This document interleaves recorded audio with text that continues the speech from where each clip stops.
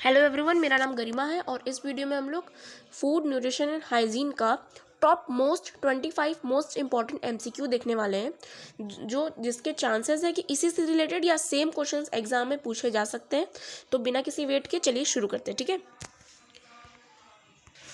देखिए, हम यहाँ पे एमसीक्यू लिखे हैं, उसके कुछ ऑप्शंस हैं। करना आपको ये है कि वीडियो आपको पूरा देखना है। वीडियो को आप लोग बीच में पॉज कर लीजिए और खुद से देखिए कि इसका आंसर क्या होता है, ठीक। फिर आंसर तो हम सही बताएंगे, ठीक, लेकिन आप लोगों को खुद से भी ट्राई करना है, सिर्फ वीडियो को ऐसे ही नहीं देखना है। तो चलिए शुरू करते हैं। फर्स्ट क्वेश्चन है, it is a substance that is needed by our body for energy and growth. यानी कि देखिए, हमें एक ऐसा सब्सटेंस, एक ऐसा पदार्थ है जो हमारे शरीर में ऊर्जा के लिए बहुत ही महत्वपूर्ण होता है, ठीक है। हिंदी मीडियम और इंग्लिश मीडियम, मतलब कि आप कोई भी देख सकते हैं, इसमें कोई लैंग्वेज बैरियर नहीं है, ठीक है। तो देखिए, फर्स्ट ऑप्शन है कार्ब्स, सेकेंड है फैट और थर्ड है प्रोटीन। तो पहले आप लोग सोचिए, फिर हम बताते हैं। आप लोग बीच में वीडियो पॉज कर लीजिएगा और सोचिएगा, फिर हम आंसर बताएंगे तो उससे मैच करिएगा, ठीक है। सो इसका आंसर है कार्ब्स। सबसे ज़्यादा हमारी बॉडी में कार्बोहाइड्रेट का ज़रूरत होता है क्योंकि वही कार्बोहाइड्रेट हमें ऊर्जा देता है, ठीक है। नेक्स्ट क्वेश्चन की ओर चलते हैं। Another name for vitamin C. Vitamin C का दूसरा नाम क्या है?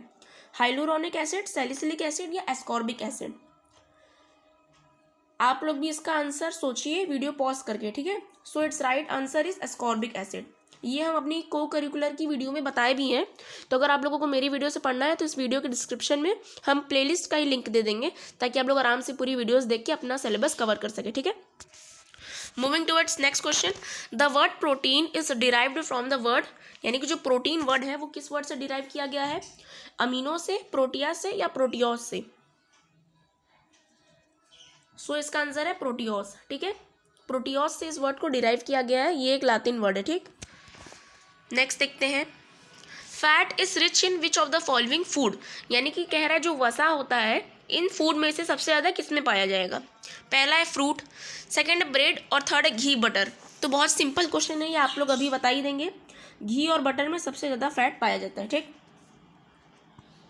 For the absorption of iron which vitamin is needed, यानी शरीर में आयरन का अब्जॉर्प्शन करने के लिए कौन सा वाइटामिन का आवश्यकता होता है?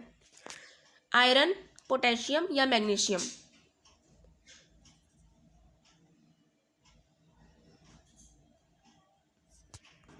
सॉरी फॉर इनकन्वीनियंस, मैंने ऑप्शन गलत लिख दिया था, आयरन ही लिख दिया था। तो इसका सही ऑप्शन मैंने लिख दिया, इसका सही ऑप्शन है विटामिन सी। अगर हमारे शरीर में आयरन को हमें अच्छे से लगाना है तो हमें विटामिन सी लेना जरूरी है, नहीं तो हमारे शरीर में आयरन नहीं लग पाएगा, ठीक है। नेक्स्ट देखते हैं। Components of balance diet are, balance diet में क्या क्या चीज़ों की आवश्यकता होती है? विटामिन की, हाँ विटामिन की होती है, कार्बोहाइड्रेट की होती है, फैट की होती है। तो इसका आंसर है ऑल ऑफ दिस, ठीक। ऐसे ही ऐसे सिंपल क्वेश्चंस आएंगे, सिर्फ दिमाग लगाने की जरूरत है। Our body needs food for what, हमारा जो शरीर है उसको फूड की ज़रूरत होती है, क्यों? ऑप्शन पढ़िए। टू सेटिस्फाई हंगर, यानी कि हंगर को सेटिस्फाई करने के लिए, सही बात है। टू गेट ऑल न्यूट्रिशंस, यानी सारे पोषण तत्व लगने के लिए, सही बात है। तो इसका आंसर होगा सी, ठीक। नेक्स्ट देखते हैं। विच of the following is a protective nutrition element, यानी कि हमें बीमारियों से कौन सा ऐसा न्यूट्रिशन एलिमेंट है जो प्रोटेक्ट करता है? कार्बोहाइड्रेट नहीं, वो तो हमें ऊर्जा प्रदान करता है। फैट नहीं, तो इसका सही आंसर होगा विटामिन, ठीक।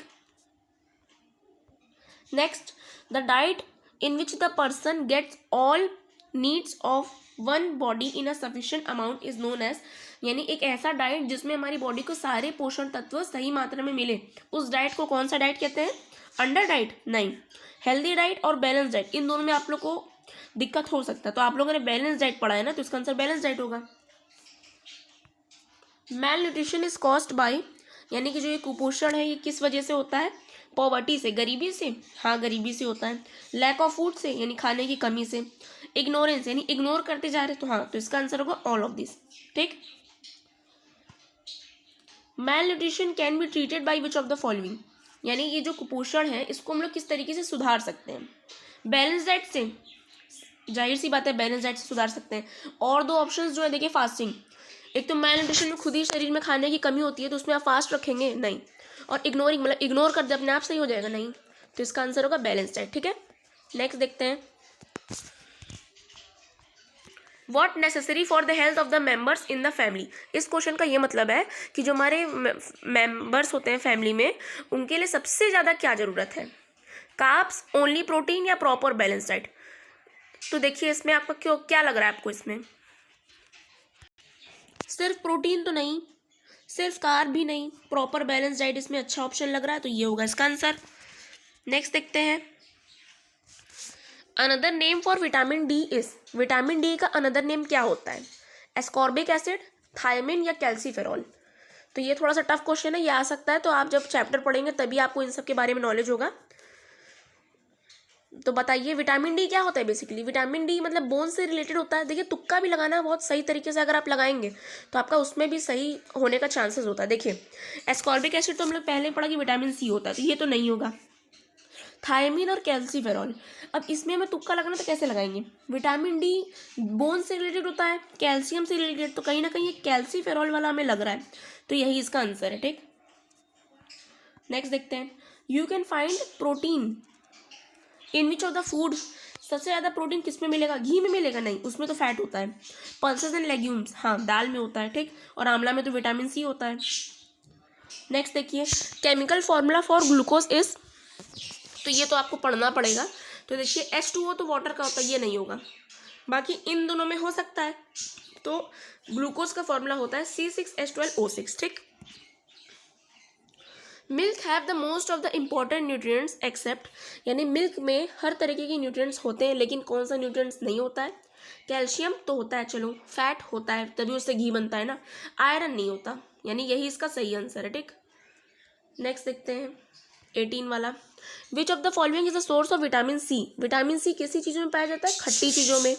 ठीक है, तो देखिए इसका क्या ऑप्शन हो सकता है, बटर, बटर खट्टा है नहीं, लेमन, आंवला, तो इन दोनों में पाया जाता है, तो देखिए ऑप्शन है बोथ बी एंड सी, यानी ये इसका आंसर होगा। ठीक, वीडियो को बीच बीच में पॉज करके खुद से भी आंसर देने की कोशिश करिए। ठीक, विच of the following is the source of vitamin A, vitamin A किस चीज़ के लिए अच्छा होता है, हमारे आंखों के लिए। ठीक, पनीर में होगा विटामिन ए, पता नहीं, देखते हैं अभी, घी में तो नहीं होगा। ठीक, फिर देखिए पनीर में नहीं होगा, कैरेट में होता है। ठीक, carrot is rich in vitamin A, इसलिए कहा जाता है कि आंखों के हेल्थ के लिए कैरेट खाना बहुत ही अच्छा होता है। नेक्स्ट देखते हैं, विच of the following is a staple food for infants, यानी जो बच्चे होते हैं छोटे छोटे 2 साल 1 साल के, उनको सबसे ज़्यादा क्या दिया जाता है, उनको चावल दिया जाता है, मिल्क की रोटी, क्या दिया जाता है इसमें से, उनको दिया जाता है मिल्क। छोटे छोटे बच्चों को बोतल में दूध ही ना दिया जाता है, तो इनके लिए स्टेपल फूड यानी सबसे मोस्ट इंपॉर्टेंट फूड इन लोगों के लिए मिल्क होता है। ठीक, next, which of the following should be highest in the diet of the members of the family, यानी कि डाइट में सबसे ज़्यादा इंसान के क्या होना चाहिए, फैट होना चाहिए, नहीं ऐसे तो वो मोटा हो जाएगा, सॉल्ट होना चाहिए, नहीं कार्बोहाइड्रेट होना चाहिए। हम लोगों ने पढ़ा है कि हमारे डाइट में 50 to 60% कार्बोहाइड्रेट होना चाहिए। ठीक है, चैप्टर अगर आप लोग पढ़ेंगे ना तभी आप लोग MCQ अच्छे से बता पाएंगे। तो अगर आप लोग चैप्टर नहीं पढ़े हैं तो प्लीज़ मेरी प्लेलिस्ट है उससे आप लोग पढ़ लीजिए, फिर आपके लिए MCQ एकदम आसान लगेगा।